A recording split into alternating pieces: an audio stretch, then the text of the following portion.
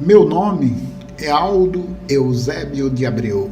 Nascido e criado na cidade de Olinda, faço parte desta cidade. Conheço grande parte desta cidade. E vamos fazer uma panorâmica e eu vou explicar um pouco da cidade.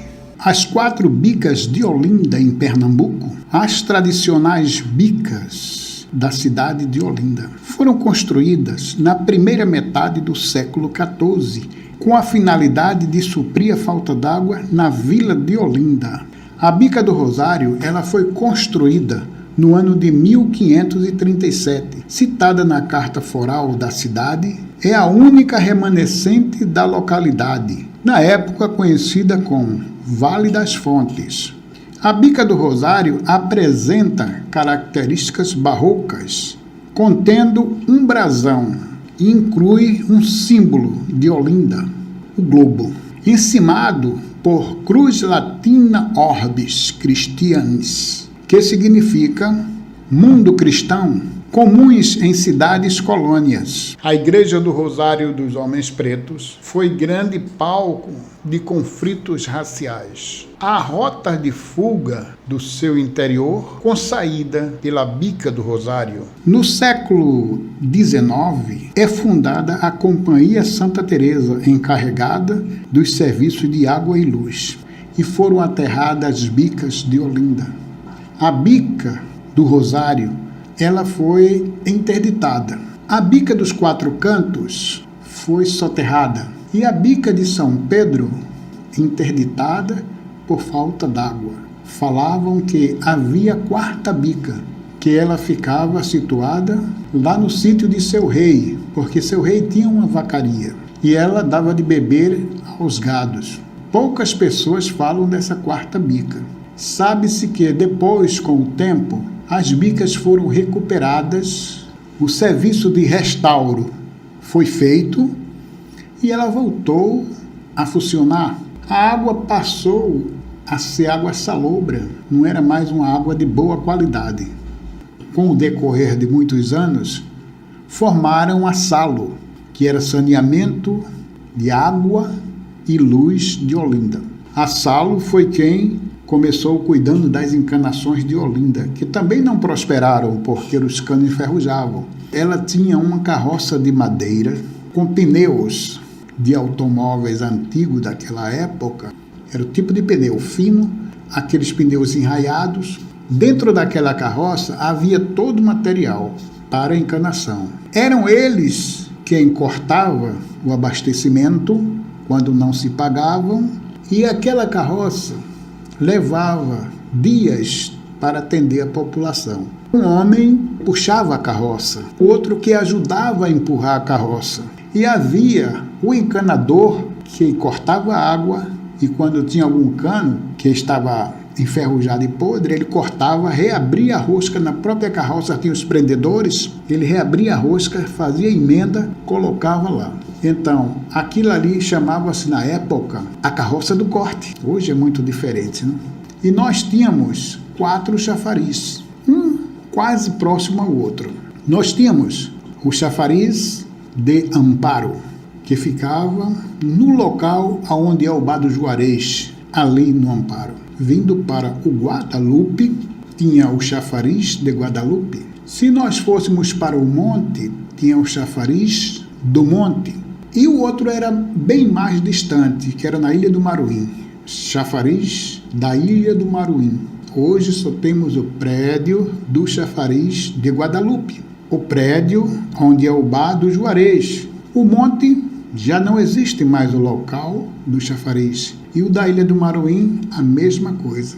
Começaram a surgir as cacimbas, que os moradores mesmos estavam cavando suas cacimbas. E houve uma grande infinidade de cacimbas na cidade de Olinda.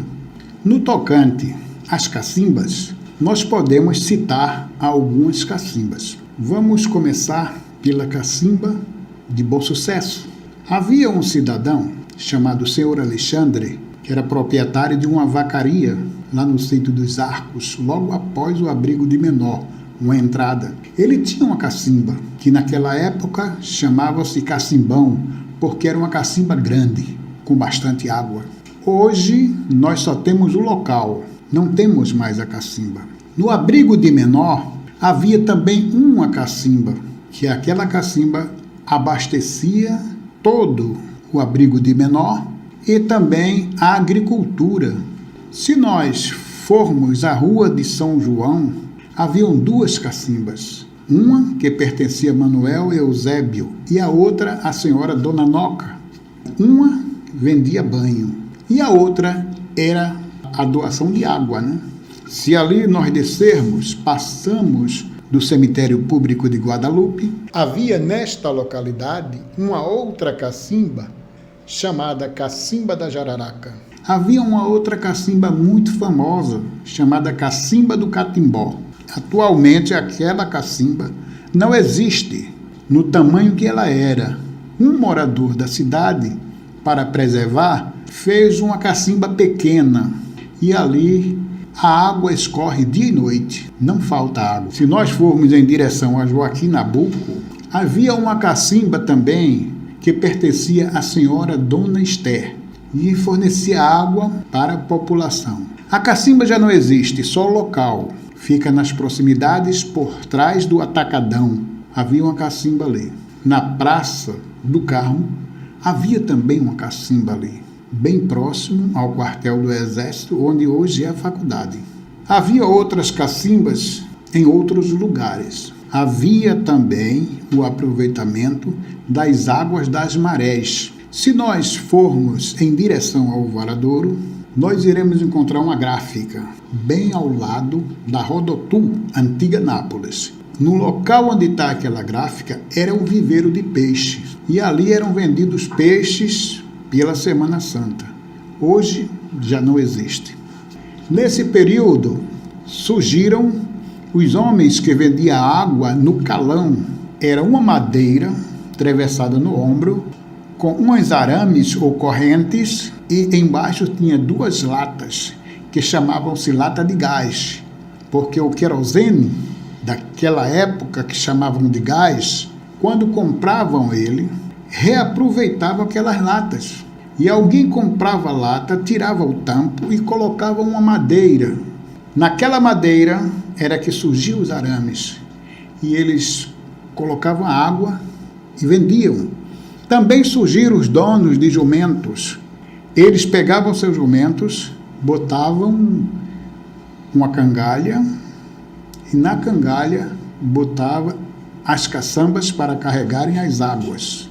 Era normal isso na cidade. E os jumentos carregavam 4 latas, 2 de cada lado. Quando era a água de gasto, ele pegava das cacimbas e vendiam nas casas para lavar roupa. Quando era água potável, ele procurava pegar do chafariz. E era tradicional aos vendedores pegar do Largo do Amparo, que a água era melhor. E ali a vendedora da água, chamada Dona Nina, que abria as torneiras para vender as águas. Lá no monte também havia o homem que vendia as águas, seu Nelson. E no Guadalupe, às vezes também Dona Nina vendia água ali. Mas tinha um homem chamado seu Evaristo, da Liga de Dominó 10 de novembro, que ele ia de manhã, abria as torneiras, vendia as águas, depois fechava e ia-se embora para casa. Depois de meio-dia, não se encontrava água mais para vender. Foi quando surgiu no Cacambu uma senhora que também fez uma cacimba e vendia água, e a cacimba existe até hoje. Até o banho, naquela época, tinha um lugar para tomar banho, porque se vendia banho. E eram exclusivo para homens. Lá na rua de São João, havia um homem chamado Manuel Eusébio, que vendia banho. Você comprava o banho e tinha direito a tomar uma misturada. O que era misturada? Era cachaça de cabeça, casca de laranja, erva doce e um pouquinho de mel. Quando você tomava aquela misturada, a orelha esquentava. Você estava pronto para tomar o banho. Pegava um pedacinho de sabão de coco, que só dava para tomar um banho, descia, tomava seu banho e depois retornava para casa. Era um banho muito aceito porque você tinha direito a tomar a misturada. Lá no final do Bom Sucesso, havia também um outro cidadão. Seu nome era Corrige. Ele vendia banho. Ao lado de sua casa havia diversos banheiros. A pessoa pagava e entrava ali, tomava o banho, depois saía e ia embora. Eram esses dois que vendiam banhos. Agradecimentos especiais a você que assistiu este vídeo, que conheceu parte da cidade de Olinda. Colabora conosco para que nós possamos ter mais conteúdo, mais vídeo e mostrar para você a cidade de Olinda. Obrigado você.